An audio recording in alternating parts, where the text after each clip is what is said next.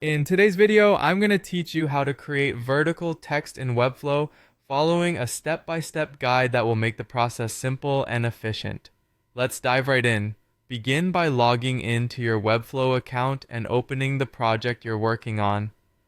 Make sure to navigate to the designer where your target element is situated.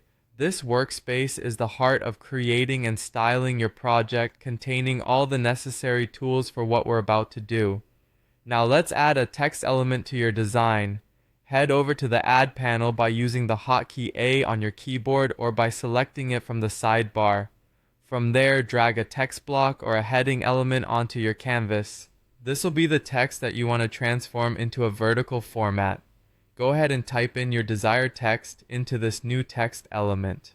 Next, it's important to assign a class to your text element. Ensure your text element is selected, then move over to the Style panel. Here, you'll want to create a new class. Consider naming it something memorable, like vertical text, so you can easily find and reuse your styles. The use of classes helps maintain consistency and makes managing your styles more efficient across your project. Now comes the exciting part, rotating your text to make it vertical. Within the Style panel, locate the Transform section and select Rotate. You have two options here depending on the direction you prefer your text to display. If you rotate your text 90 degrees clockwise, it will run vertically from bottom to top.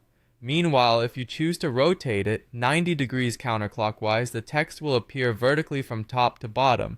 You can select the rotation that best fits your design vision.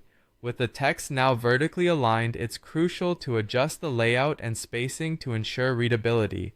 Pay special attention to the line height and letter spacing. These settings are vital for making sure your vertically aligned text is clear and easy to read.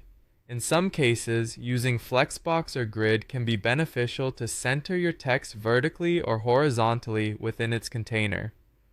Also, check that the parent container is sufficiently tall to accommodate the rotated text without any issues.